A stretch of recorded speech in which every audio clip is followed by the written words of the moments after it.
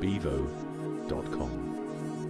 It's been said that one of the key ways to outperform the competition is actually to simply outthink them. Certainly one of the cheapest ways of doing it. So is that the reason why, out of all the sectors of society, business is one of the ones that's embraced your ideas the most? When I wrote my first book, which is not about business at all, the business sector were the first to be interested in thinking. And that has been my experience. Business sector is more interested in thinking than any other sector of society. Because in business, there's a bottom line, there's a real test. You can prove you're right in an argument, be bankrupt next week. There's an actual reality test. In other areas like politics, it's enough just to persuade people that you're right, and that's all you need to do. You don't really need to think very much. So it upsets a lot of people when I say that business is more interested in thinking than any other sector of society. But it's true. Okay, and do you think that CEOs are spending enough time thinking about thinking? The answer is no. I remember talking to a major bank, and from what they said, they probably spent 1 day a year on what I might call creative thinking. All the rest was administrative, operational stuff. So the answer is no. People do not spend enough time deliberately on creative thinking, possibilities, opportunities, and so on. They do not, definitely do not. And do you think the internet has had a detrimental effect to thinking? Well, probably yes. What happens, for instance, with youngsters? You give them computers and access and internet, and they start to believe that you don't need to think, you just search for the answer. And also there's the danger with the internet that you learn what everyone else is doing, and you say, if everyone else is doing, it must be okay. Rather like the credit crunch and the toxic mortgage assets, everyone else is doing it, so it must be all right. There's been a lot of people who have benefited from your creative thinking workshops. So could I just be a little bit cheeky and just ask for you to give us the sort of 2 or 3 minutes on the fundamentals of getting good creative thinking within the organisation? The key point is that for 2,400 years we've done very little about thinking, since what I call the GG3, the Greek Gang of Three, Socrates, Plato, Aristotle. Even worse than that, at the Renaissance, when Greek thinking came to Europe, people running schools, universities, thinking were church people. They didn't need creativity, they didn't need design, they didn't need perceptual thinking. All they needed was truth, logic, and argument to prove heretics wrong. And that became the core of education, leaving out creativity, design, and so on and so on. So the habits of thinking are very much concerned with judgment, not enough with design. How do we design the way forward? And design means using what we have to deliver the values we want. Almost totally absent from education at school or university. And so executives and chief executives were brought up on that. They're very good at it. And when they get to chief executive role, they're still using it.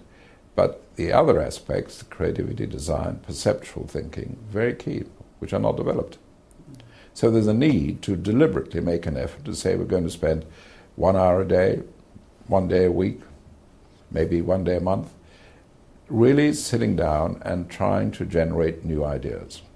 The other danger, which is growing and which is huge, people start to believe that information is enough. So they put all their information into their computer analyzes it, that sets their strategy, makes their decisions. Very, very dangerous. And I've seen that happen with major corporations worldwide. Because unless you can develop new ways of looking at the data, then you're trapped in the old concept. And the computer will only apply your old concepts. There'll be some people thinking that, yes, actually, this is an area of weakness for us. We need to improve our creative thinking in our organisation. But how does a company go about actually practically doing that? Well, there's 2 sides. 3 sides. One is to take creativity seriously and to realise it's a skill which can be acquired and developed. The other is to get some training for your people in it. And the third is to devote some time and some targets, saying, okay, here's some time, we want new ideas in this area, in this area, in this area. Well, those 3 things are important. But people tend to think, oh, creative is just a magic gift, and we'll try and employ creative people, and nowadays, now and then they'll have a crazy idea, and we'll listen to them, and that's enough. Do you think with the abundance in business information that there is, that there could be a problem in that we'll have information overload, and it will actually stifle an executive's ability to have clear, creative thinking? The danger is, in the logic culture, we don't have an expression which says excellent but not enough. And it's rather like in a motor car, the rear left wheel may be excellent, nothing wrong with it at all, but it's not enough. So our existing thinking is excellent. No way am I saying it's bad, but it's not enough. So people who've risen in their career and so on through excellence in existing thinking, information analysis, problem solving, logic, when they get to a senior position where it is necessary for them to do some additional thinking, their whole background and skill is in other thinking. Logic, development, information analysis. It's not their fault, but that's the way it is. What about forced idea generation? For example, I've got a friend of mine that takes his team of 10 people, management team of 10 people, into the London Eye every month and gives them an impossible objective or goal or whatever. And each of them, left-brain thinkers and right-brain thinkers, have got to come up with at least 10 ideas before they can get off the London Eye. And if they don't, they've got to keep on going on it and around it and around it until they do. Is that type of pressurized thinking the right way of getting great ideas? The deliberateness of it, yes, is excellent. In other words, time for being creative, certain targets, and what I suggest to organizations, what I call a creative hit list, which could be on your intranet, on the bulletin board.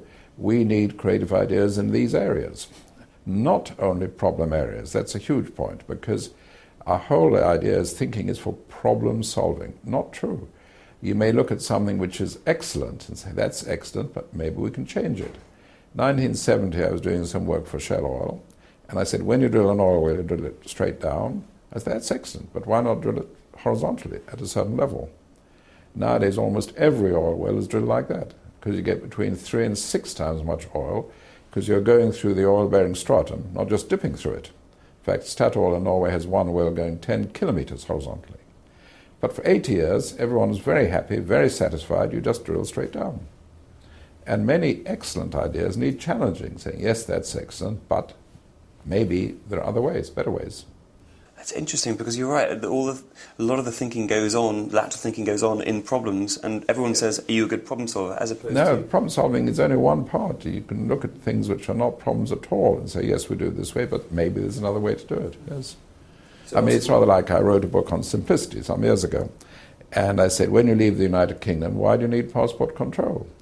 If you catch someone who's overstayed his or her visa, you arrest them, you haul them back to court, you spend a lot of money, then you deport them. If they're on their way out, just say goodbye. And 3 months later, they abolished passport control. Now, I can't prove it's someone read my book, but chronologically, that's what happened. So it's a great point. So it's not just talking about creative thinking for problem solving, but also using creative thinking to enhance things that are already working. It depends what you mean by, you can have a brilliant idea, you can develop it further, develop full potential in that idea. That's one way of going beyond it. The other, of course, is changing the idea. Both have a value, yes. And when I'm talking about creative, I'm not saying other sorts of thinking are not valid. They are. Market analysis and so on is perfectly valid. But this is additional. It's rather like when you're driving a car, you may have 3 forward gears and someone comes along and says, okay, we're going to give you a reverse gear. And you say, well, that's very useful. When I'm stuck in a situation, I can use it.